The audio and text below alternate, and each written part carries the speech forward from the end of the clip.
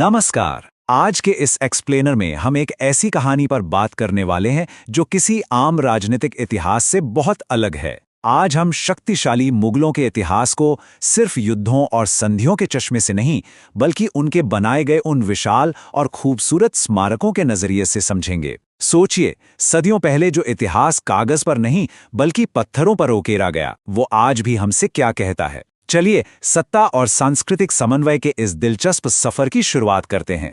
अब जरा इस दिलचस्प विरोधाभास के बारे में सोचिए। मध्य एशिया के ऊबड़-खाबड़ मैदानों से आए वे आक्रामक योद्धा, जिनकी पहचान मुख्य रूप से उनके युद्धों और विस्तार से थी, आखिर वे दुनिया की कुछ सबसे खूबसूरत और रोमांटिक इमारतों के निर्माता कैसे बन गए? है ना अजीब बात? इसका सीधा सा जवाब यह है कि मुगलों के लिए वास्तुकला सिर्फ सजावट का तरीका नहीं था, ये उनकी कूटनीति और अपना रुतबा दिखाने का सबसे बड़ा हथियार था। उन्होंने पत्थर, चूने और कैनवास का इस्तेमाल करके दुश्मनों को भी हैरान कर दिया और अपनी सत्ता को हमेशा के लिए अमर कर दिया। तो ये रही हमारे आज के इस विश्लेषण की एक छोटी सी रूपरेखा। हम इस सफर को 5 युगों में बांटेंगे। पहले देखेंगे पत्थरों में रखी गई नींव, फिर अकबर का सांस्कृतिक समन्वय, उसके बाद कला का स्वर्ण युग, फिर रूढ़िवादिता का दौर और पतन, और आखिर में एक ऐसी स्थायी विरासत जो आज भी हमारे बीच जिंदा है। चलिए सबसे पहले बात करते हैं हमारे पहले हिस्से की, पत्थरों में नींव। 1526 में बाबर के आने से लेकर 1707 में औरंगजेब के आखिरी दिनों तक ये कालक्रम हमें उन महान मुगल शासकों की एक झलक देता है जिन्होंने यहाँ के परिदृश्य को पूरी तरह बदल कर रख दिया। ये सिर्फ सत्ता बदलने की कहानी नहीं है, ये एक बंजारा और युद्धरत जीवन शैली से दुनिया के सबसे अमीर और कलाप्रेमी दरबारों में से एक में तब्दील होने का लाजवाब सफर है। यहाँ ध्यान देने वाली बात यह है कि शुरुआती 2 सम्राटों का नजरिया एकदम अलग था। बाबर, जो यहाँ की भीषण गर्मी से हमेशा परेशान रहता था, उसका पूरा ध्यान सिर्फ अपने सैन्य अस्तित्व को बचाने पर था। पानीपत के युद्ध के बाद उसने जीत के प्रतीक के रूप में काबुली बाग मस्जिद बनवाई, पर जब सत्ता उसके बेटे हुमायूं के हाथ आई तो उसने भारत में फारसी कला के बीज बोए। निर्वासन से वापस आते वक्त वो मीर सैयद अली जैसे दिग्गज चित्रकारों को अपने साथ ले आया। दिल्ली में लाल बलुआ पत्थर और सफेद संगमरमर से बना हुमायूं का मकबरा इस बात का सबसे बड़ा सबूत था कि अब तलवारों के साथ साथ वास्तुकला भी सत्ता चलाने का एक अहम हिस्सा बन चुकी थी।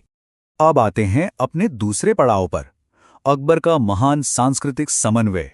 सोचिए जरा, सिर्फ 13 साल की उम्र में जब अकबर गद्दी पर बैठा तो उसने जल्दी ही ये समझ लिया कि इतने विशाल और विविध देश पर सिर्फ ताकत के बल पर राज नहीं किया जा सकता, और यहीं से जन्म होता है दीन-ए-इलाही का। ये कोई आम राजनीतिक चाल नहीं थी, बल्कि एक ऐसी गहरी सोच थी जिसमें हिंदू, इस्लाम, पारसी और ईसाई धर्म की अच्छी बातों को एक साथ पिरोया गया था। गैर मुस्लिमों पर लगने वाले जजिया कर को खत्म करना सिर्फ एक प्रशासनिक नीति नहीं थी, ये एक खुला ऐलान था कि ये साम्राज्य अब सभी संस्कृतियों का घर है। और सबसे कमाल की बात तो ये है कि उनका ये समावेशी दर्शन उनकी इमारतों में साफ झलकता था। इसका सबसे बेहतरीन भौतिक प्रमाण है फतेहपुर सीकरी। ये सिर्फ एक राजधानी नहीं थी, आप कह सकते हैं कि ये लाल बलुआ पत्थर में उकेरा गया अकबर का दिमाग था। यहाँ का भव्य बुलंद दरवाजा और बौद्ध विहारों से प्रेरित बहुमंजिला पंचमहल देख लीजिए। आपको भारतीय, फारसी और इस्लामी वास्तुकला का ऐसा बेजोड़ मिश्रण मिलेगा जो सच में दंग कर देता है। ये साफ बताता है कि धार्मिक सहिष्णुता सिर्फ शाही फरमानों में नहीं, बल्कि इस साम्राज्य की ईंट और गारे में मजबूती से रची बसी थी। पर एक सच्चाई ये भी है कि इतने विशाल पैमाने पर कला और इमारतों का निर्माण रातों रात हवा में तो हो नहीं रहा था, है ना? इन खूबसूरत स्मारकों के पीछे एक बहुत ही मजबूत अर्थव्यवस्था काम कर रही थी। मनसबदारी और दहसाला जैसी सख्त प्रणालियों ने इस शाही मशीनरी को जबरदस्त आर्थिक ताकत दी। इन्हीं से आने वाले राजस्व से उन विशाल शाही कारखानों को चलाया जाता था, जहां हजारों कारीगर, बुनकर और चित्रकार दिन रात इस साम्राज्य के सांस्कृतिक कैनवस को रंगने में लगे रहते थे। अगर ये मजबूत अर्थव्यवस्था नहीं होती तो ना कोई बुलंद दरवाजा खड़ा होता और ना ही कोई महान कलाकृति बनती। आगे बढ़ते हैं तीसरे हिस्से की तरफ, जिसे हम कला का स्वर्ण युग कहते हैं। पिता और पुत्र यानी जहांगीर और शाहजहां की कला को लेकर पसंद का अंतर सच में इतिहास के सबसे दिलचस्प मोड़ों में से एक है। जहांगीर एक कट्टर प्रकृति प्रेमी था। उसका पूरा ध्यान सूक्ष्म बारीकियों पर रहता था, जैसे अत्यंत विस्तृत चित्र, शाही एल्बम और कश्मीर के शालीमार बाग जैसे खूबसूरत बगीचे। लेकिन वहीं दूसरी तरफ शाहजहां को पूर्ण समरूपता और विशाल आकार का जुनून था। उसने कला को एक बहुत बड़ा स्मारकीय रूप दे दिया। ताजमहल की छमछमाती सफेदी, लाल किला और दिल्ली की जामा मस्जिद। शाहजहां के लिए संगमरमर का वो विशाल आकार ही उसकी असीमित सत्ता और भव्यता का आखिरी प्रतीक था।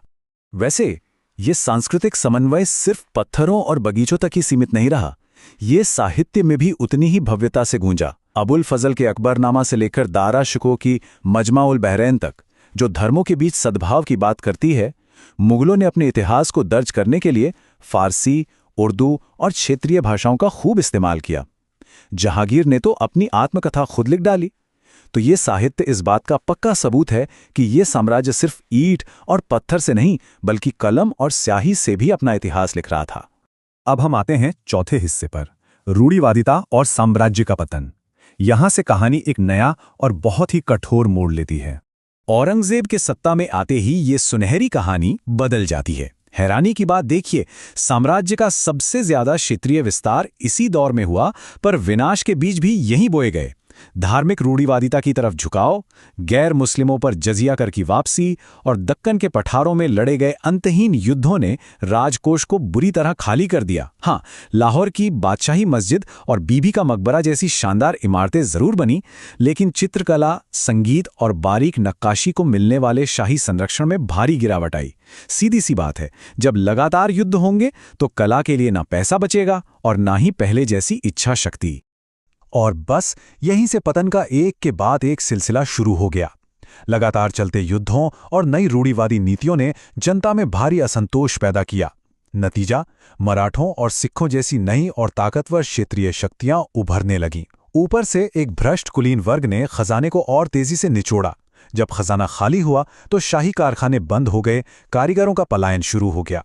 कलात्मक नवाचार का ये पूर्ण ठहराव ही उस महान साम्राज्य के टूटने का कारण बना, जिसने आगे चलकर ब्रिटिश नियंत्रण के लिए रास्ता साफ कर दिया।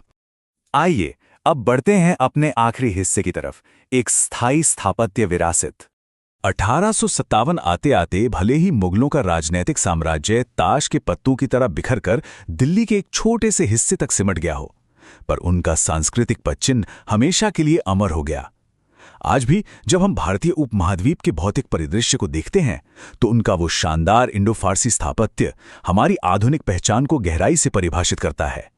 राजनीति बदल जाती है, सत्ताएं आती जाती रहती हैं, लेकिन क्या ये सच नहीं है कि सच्ची कला और वास्तुकला हमेशा समय की कसौटी पर खरी उतरती है? पत्थरों पर उकेरा गया यही इतिहास मुगलों की असली और अंतिम विरासत है। आपको ये सांस्कृतिक सफर कैसा लगा, इस पर जरूर विचार कीजिएगा।